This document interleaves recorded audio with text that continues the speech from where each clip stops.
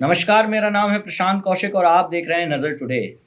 ज्ञानवापी की बात लगातार हमारे देश में हो रही है। इस पर कई सारी चर्चाएं हमने भी की हैं। लोगों से जानने की, समझने की कोशिश की कि ज्ञानवापी का असली मुद्दा आखिर में था क्या। क्या वो सच में शिव का मंदिर है या ज्ञानवापी जिसको मस्जिद बोला जाता है, अकबर, शाहजहां, जहांगीर किसी के द्वारा बनाई गई वो मस्जिद है। औरंगजेब आलमगीर के समय पे लगातार मंदिरों का खंडन इस देश में होता रहा।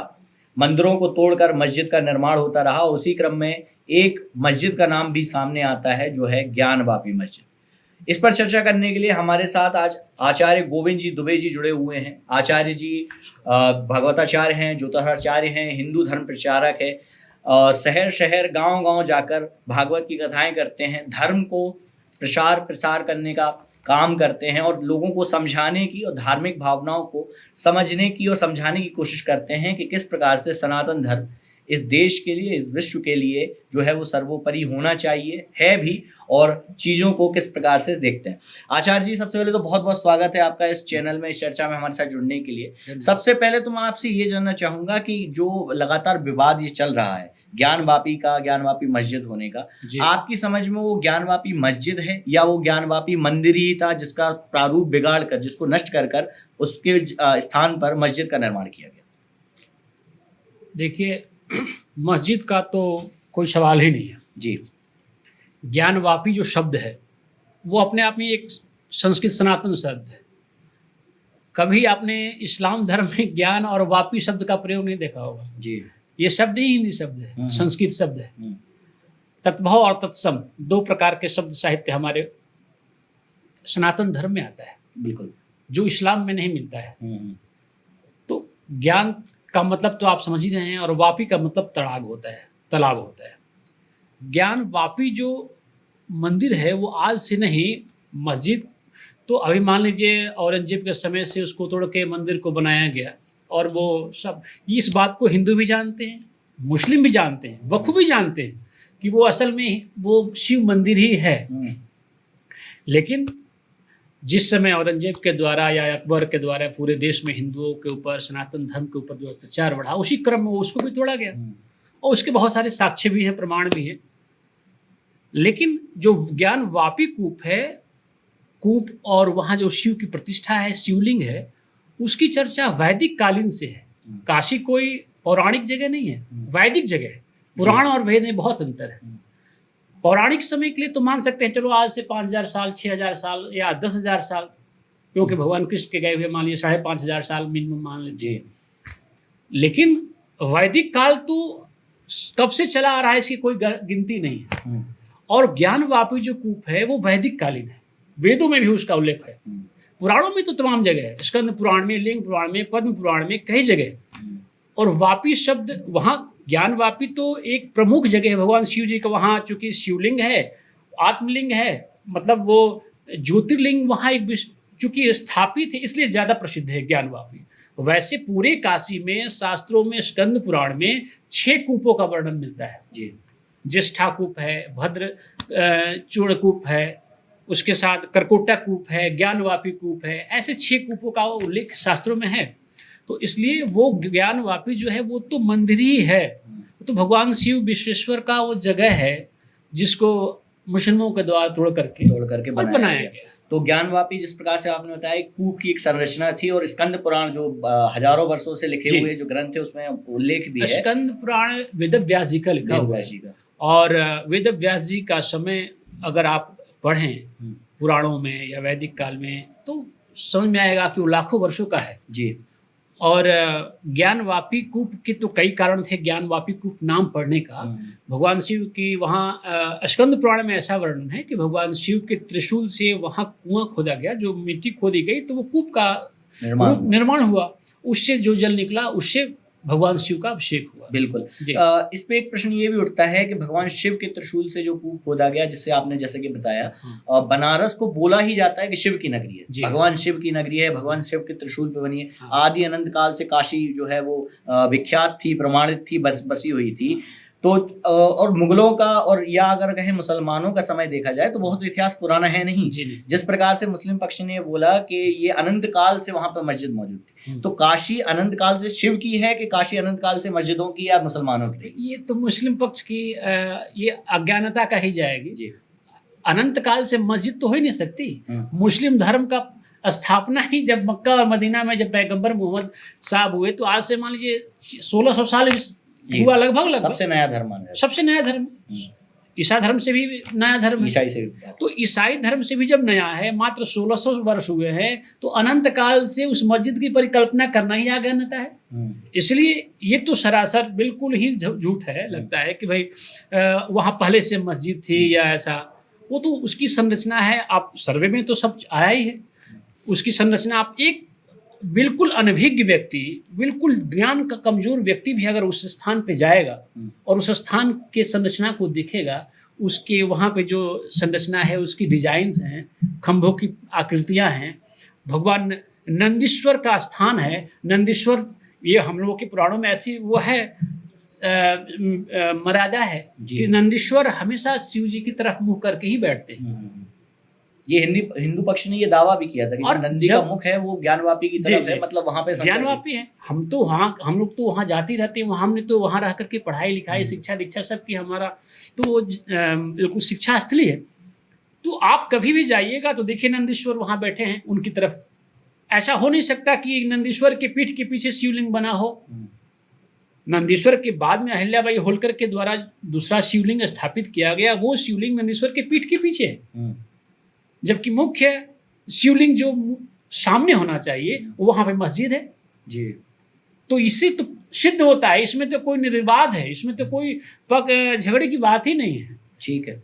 आपने एक चीज यहाँ पर और बोली थी जो मैं आपसे पूछना चाह रहा था कि चिन्हों की बात वहां पर आई है जी। कि जो मस्जिद है उसके गेट पर और कई जगह दीवारों पर चिन्ह पाए गए हैं, स्वास्तिक का चिन्ह है, कमल का चिन्ह है जी। तो एक बात वहां पे मुस्लिम पक्ष के द्वारा ये भी उठाई गई थी कि चूंकि अकबर जो थे वो हिंदू धर्म को भी उतनी ही मान्यता देते थे जितने मुस्लिम धर्म को, बाकी धर्मों को भी, तो उन्होंने एक धर्म भी चलाया था, दीन इलाही। तो दीन इलाही के तौर पर और उस धर्म का प्रचार करने के तौर पर ये चिन्ह वो मस्जिदों में अंकित कराए गए। किस प्रकार से देखते हैं आप इस बात को कि दीन इलाही के द्वारा स्वास्तिक और कमल का प्रचार करने के लिए अकबर ने अपनाए थे, या फिर वो मंदिर ही था उसको मस्जिद में कन्वर्ट किया? नहीं, ये तो बिल्कुल ही गलत है। दीन इलाही के अकबर ने जो शुरू किया था, दीन इलाही तो अकबर ने शुरू किया जी। मंदिर तो बना है पौराणिक काल से। मंदिर को बने हुए हम अगर मान लीजिए वे तो भगवान कृष्ण द्वापर युग में थे और द्वापर युग में भी 5,500 वर्ष हो गए भगवान कृष्ण। और भगवान कृष्ण के आप महाभारत अगर पढ़ के देखें, तमाम पुराण है, आप उसमें देखें तो काशी का बार बार वर्णन आता है और विश्वेश्वरनाथ का वर्णन आता है, ज्ञानवापी कूप का वर्णन आता है, उस मंदिर का वर्णन आता है। स्कंद पुराण में सारे तीर्थों का वर्णन है। ऐसा नहीं कि काशी का ही वर्णन है, काशी का है, उज्जैन का है, कांची का है, हरिद्वार का है, बद्रिकाश्रम का है, सब जगह का वर्णन स्कंद पुराण में आता है। उसकी भौगोलिक स्थिति के बारे में कि वहाँ भौगोलिक स्थिति में क्या क्या चीजें हैं। तो दीन इलाही धर्म तो अभी चलाया, और अगर ऐसा ही है तो वहाँ पे स्वास्तिक पूरे देश भर के और बहुत सारे जितने भी मस्जिद हैं, क्या अरब में ऐसी प्रथा है क्या कि मंदिर में स्वास्तिक बनाया जाए या कमल बनाया जाए? मस्जिद में कभी कमल बनाने की ऐसी है कहीं आपको देखने में आया? कहीं देखने में नहीं आता है। वो तो मंदिर ही है। अब उसको झुठलाने के लिए तमाम ये तो गलत तरह के पेश की जाती है। तो इसलिए ये तो बिल्कुल सरासर ही गलत। तो ये दीन इलाही वाली बात जो आती है, और इसमें ये भी फैक्ट देखा जाता है कि दीन इलाही अगर उन्होंने चलाया तो सिर्फ काशी में ही नहीं चलाया होगा, पूरे विश्व में, देश में चलाया होगा, तो वहां तो ऐसे निशान नहीं पाए गए। अच्छा, इसके अलावा एक चीज और बात होती है, काशी तो बोला ही जाता है शिव की नगरी है, अनंत काल से शिव की नगरी है। तो मैं आपसे जानना चाह रहा था काशी का और शिव का क्या संबंध है, तो हमारे दर्शक जान सकें कि शिव को काशी का और काशी को शिव का क्यों बोला जाता है। देखिए ऐसा है, इसके बारे में तो बहुत सारे पुराणों में, लिंग पुराण में, भविष्य पुराण में, शिव पुराण में कहा गया है। वहाँ पे चूंकि ज्योतिर्लिंग जितने भी हमारे देश में 12 जो ज्योतिर्लिंग है, ज्योतिर्लिंग का मतलब ये होता है साक्षात शिव का प्रतिमूर्ति, शिव की ज्योति उसमें समाहित होना। किसी ने किसी परिस्थिति का, मान लीजिए किसी वक्त ने आराधना किया, किसी ने तपस्या की, भगवान उससे प्रसन्न हुए और प्रसन्न होकर के वहाँ स्थापित होने का, वहाँ विराजित होने का वरदान दिए, तो अपनी ज्योति निकाल करके उस लिंग में लिंग का मतलब है प्रतीक, प्रतीक चिन्ह। भगवान शिव का वो चिन्ह है, उसमें भगवान शिव की ज्योति निकली और उसमें प्रविष्ट हुई। तो ये तो शिवलिंग का महत्व हुआ। और ऐसा विश्वेश्वर शिवलिंग काशी में वैदिक कालीन में, सब हमारे यहाँ तो ऐसी मान्यता है कि जब इस ब्रह्मांड की उत्पत्ति हुई तब सबसे पहले भगवान शिव ने काशी की ही उत्पत्ति की, काशी की ही उत्पत्ति की। और काशी को इसीलिए हमारे यहाँ पुराणों में लिखा भी गया कि वृंदावन और काशी प्रलय काल में भी उसका विनाश नहीं होता है। प्रलय काल नगरी भी बोला जाता है काशी। काशी और वृंदावन प्रलय सारे विश्व में हो जाए, सारी सृष्टि में हो जाता है, लेकिन काशी और वृंदावन में प्रलय नहीं होता है, क्योंकि भगवान शिव के त्रिशूल पे काशी विराजमान है। और काशी में गंगा तो बाद में आई, गंगा तो त्रेता युग में भागीरथी के प्रयास के द्वारा, उनकी तपस्या के द्वारा आई। और आप जो ये वापी का वर्णन बार बार जो आ रहा है, ये गंगा के आने से पूर्व ही वहाँ वापी थी। जब तक वहाँ गंगा जी नहीं थी तो भगवान शिव का अभिषेक होना या जो धार्मिक क्रियाकलाप जो संपन्न होता था उसमें उस वापी का ही जल प्रयोग होता था। और ये आप इसी से अब अंदाज लगाएं कि त्रेता युग में भागीरथी के प्रयास से, तपस्या से गंगा जी आई और उससे पहले वहाँ वापी थी। यानी इसका ये भी सिद्ध होता है कि वो ज्ञान वापी या काशी त्रेता युग से पहले भी, त्रेता युग से कितना पहले है उसकी कोई कल्पना नहीं की जा सकती। तब उसी वापी का माता पार्वती को कथा सुनाते हुए भगवान ने वो त्रिशूल खोदा था, तो उसे वापी, तो तब से इसीलिए काशी को सबसे प्राचीन, सबसे प्राचीनतम, वहाँ कई कारण हैं। एक तो वहाँ पे माता सती के साथ भगवान शिव का संवाद है, भगवान स्कंद के साथ भगवान शिव का संवाद है, और भगवान शिव का ज्योतिर्रूप में वहाँ विराजमान होना, इसीलिए काशी को सबसे महत्वपूर्ण माना जाता है। काशी के अलावा भी एक चीज मैं आपसे पूछना चाह रहा था आचार्य जी कि इस देश में एक थोड़ा सा चलन सा है, पहले बाबरी थी, अब ज्ञान वापी है, अब बात उठ रही है शाही ईदगाह की। और ये देखा भी गया है कि जितने बड़े मंदिर हैं हमारे देश में, या तो उनके ऊपर या उनके बगल में मस्जिदों का निर्माण कराया गया। अब मस्जिद वाले क्या बोलते हैं, मैं एक दिन चर्चा कर रहा था तो उन्होंने, उनमें एक हमारे प्रवक्ता आए हुए थे, मुस्लिम स्कॉलर थे, उन्होंने कहा कि वजू नहीं हो सकता उस जगह पे जहाँ पे मूर्ति पूजा हो। तो अगर मूर्ति पूजा हुई थी तो मस्जिद कैसे निर्माण करा ली उन्होंने? और मस्जिद निर्माण कराना उस जगह पे कि कृष्ण जन्मभूमि के ऊपर भी मस्जिद है और ज्ञान वापी के बगल में भी मस्जिद है, काशी में बाबरी मस्जिद भी मस्जिद है, तो इन सब मस्जिदों को वापस लेने की जो प्रक्रिया चालू हुई है, किस प्रकार से आप देखते हैं इन सब चीज़ों को? देखिए, बिल्कुल प्रक्रिया होनी ही चाहिए। अभी तक तो हमारे देश में ऐसी सरकारें थी, सरकार भी इसके प्रति उदासीन थी, और उसके साथ साथ जो आम जनमानस था वो भी उदासीन था। उसका कारण था कि जनमानस की सुनने वाला कौन था?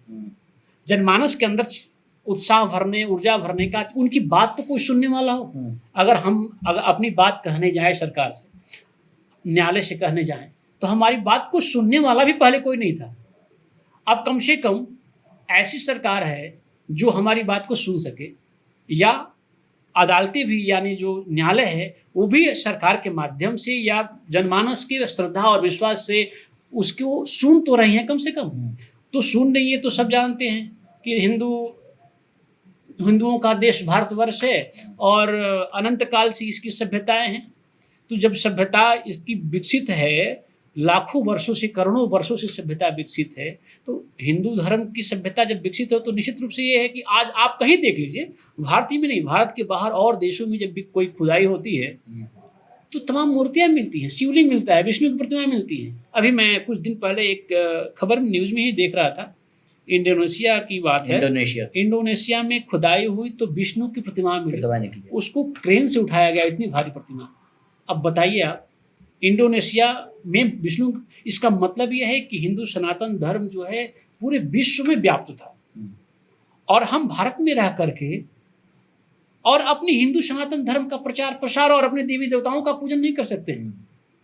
ये सब विदित है कि बनारस में विश्वेश्वर विश्वनाथ हैं, नंदी उसका प्रमाण है, कमल का फूल स्वास्तिक मस्जिदों में मिलना, ये क्या है? प्रमाण नहीं है, ये सबसे बड़े प्रमाण है। राम मंदिर में क्या हुआ, इतने वर्षों तक लड़ाई लड़ने के बाद सारे प्रमाणों के माध्यम से ये तो हो गया कि हाँ, ये राम का मंदिर था, ये गर्भगृह था। बिल्कुल।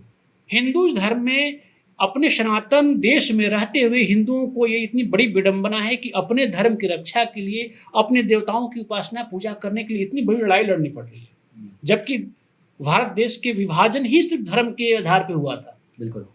तो भारत में मैं आपसे आखिरी 2 सवाल लेना चाहूँगा। सबसे पहले तो ये कि भारत हिंदुओं का देश है, जैसे आपने कहा, अधिकतम संख्या में हम लोग यहाँ पर मौजूद हैं, हिंदू मौजूद हैं, लेकिन एक उदासीनता सी देखी गई बहुत लोगों में। जैसे आप भी भागवत करते हैं, कथाएं करते हैं, लोगों के बीच में जाते हैं, धर्म का प्रचार करते हैं, तो बहुत सारे लोग कथा सुनते तो हैं लेकिन अमल नहीं करते या जानते नहीं है, हमारे इतिहास को नहीं जानते। तो ये उदासीनता को हटाने के लिए आप जैसे कथाकार, भागवताचार्य, धर्म गुरुओं का कितना बड़ा रोल रहेगा भारत में? किस प्रकार से धर्म को फैलाना, चूंकि धर्म के साथ साथ शिक्षा भी जरूरी है, लेकिन धर्म का प्रचार प्रसार भी आप लोगों के द्वारा जिस प्रकार किया जाता है, आप लोगों के शिष्य मिलते होंगे, ज्ञानवापी के बारे में पूछते होंगे कि गुरुजी ज्ञानवापी कैसे था, क्या था, तो आप लोगों का कितना बड़ा रोल इसमें है कि आप लोग किस प्रकार से फैलाएं? देखिए, मैं तो ये मानता हूं कि ये सब हमारे जैसे कथावाचकों का ये कर्तव्य है, ये धर्म है कि जनमानस में, हिंदू जनमानस में अपने धर्म के प्रति लोगों को जागरूक करें। अपने धर्म के प्रति, धर्म का देखिए क्या है, धर्म की व्याख्या तो बहुत गूढ़ है, लेकिन धर्म का एक छोटा सा और बहुत ही छोटा इसका परिभाषा है कि धर्म समय के अनुकूल जो धारण करने लायक हो, जब जैसा समय हो उसके अनुसार वो धारण करने लायक हो, वही कार्य जो है वो धर्म है। अब रही धर्म की परिभाषा तो बहुत विस्तृत रूप से है, लेकिन हम तो ये बस जानते हैं कि हमारे जैसे जो भी कथावाचक हैं, वक्ता हैं, धर्म के प्रचारक हैं, उनको ये उनकी जिम्मेदारी है कि लोगों को अपने धर्म के प्रति जागरूक करें, उत्साह भरें, उसमें ऊर्जा भरें, क्योंकि अपने धर्म के प्रति कोई सोचने वाला ही नहीं है। अगर आप सोचिए, आज देश आज़ादी हुए 70 साल हो गए, 70 सालों में आप अचानक से आप देखते हैं कि इतने सारे मुद्दे आप कुतुब मीनार के, यहाँ ताजमहल के या और बहुत जगह के आ रहे हैं। क्यों आ रहे हैं?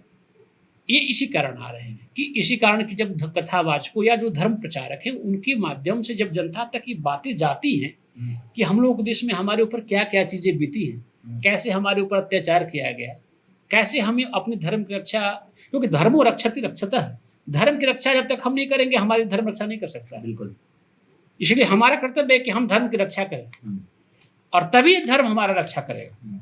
बिल्कुल। इसलिए हमारा ये निवेदन है, हम तो स्वयं इसका पालन करते हैं और सबको ये देते हैं सलाह कि जनमानस में धर्म के प्रति जागरूकता बढ़े। बिल्कुल। और एक आखिरी सवाल आपसे मैं लेना चाहूँगा कि चूंकि आपने हिंदुओं की बात की, हिंदू पक्षधर हैं ज्ञानवापी में मंदिर बनने के, लेकिन जो दूसरे पक्षधर हैं मुस्लिम जो वहाँ पर हैं, वो भी हमारे एक तरह से कह सकते हैं भाई बहन ही हैं, क्योंकि हमारे देश में रहते हैं, साथ में रहते हैं, खेलते हैं, सारे त्यौहार हम साथ में मनाते हैं। तो आप लोगों का या आपका खासतौर से उनके प्रति क्या सलाह रहेगी, क्या बातें रहेंगी, क्या आप उनसे बोलना चाहते हैं कि किस प्रकार से क्योंकि ये अदालत में मामला है और अदालत जब फैसला देती है तो हमें, आपको चाहे हमारे पक्ष में आए या विपक्ष में, मानना पड़ता है, तो उनके प्रति आपका क्या रवैया रहेगा, क्या आप बोलना चाहते हैं? देखिए, मैं तो ये मानता हूँ कि अदालत सर्वोपरि है और न्यायालय की बात मानना, हम भारत में कोई भी ऐसा मामला नहीं है, आप खुद देख लीजिए, किसी भी जगह भारत के किसी भी प्रांत में कोई भी न्यायालय से संबंधित मामला या हिंदू के पक्ष में या विपक्ष में आया हो, हिंदुओं ने कभी कोई आपत्ति नहीं की, कोई अव्यवस्था नहीं फैलाया, उसको हर्ष स्वीकार किया और इस मामले में भी हम उसको स्वीकार करते हैं। लेकिन मुस्लिम भी इस बात को, भली बात है, मुस्लिम कौन है? आज जो भारत में मुस्लिम है वो आज मुस्लिम है कुछ सालों, 100, 200, 400 साल से, उसके पहले वो उनके पूर्वज भी हिंदू ही थे और इस बात को भी जानते हैं। वो स्वीकार करें ना करें वो अलग व्यवस्था है, अलग बात है, उनकी कुछ अपनी मजबूरियां हैं। ये भी जानते हैं कि हाँ हमारे पूर्वज हिंदू हैं और औरंगजेब के या अकबर के समय में जबरदस्ती मुस्लिम धर्म अपनाया गया, अपनाने के लिए बाध्य करना पड़ा। तो हमारा यही है संदेश कि जो न्यायालय के माध्यम से जो भी उसका आए उसको स्वीकार करना चाहिए और मुस्लिम धर्म में जो ज़्यादातर लोग बहुत उकसावे वाली बातें जो कर रहे हैं उसको जनमानस सामान्य मुस्लिमों को उसके बहकावे में नहीं आना चाहिए। बिल्कुल जी। और उसके बाद मुस्लिमों को, मुस्लिम भी जानते हैं कि वो शिव का स्थान है, काशी शिव का स्थान है, मथुरा कृष्ण की जन्मभूमि है।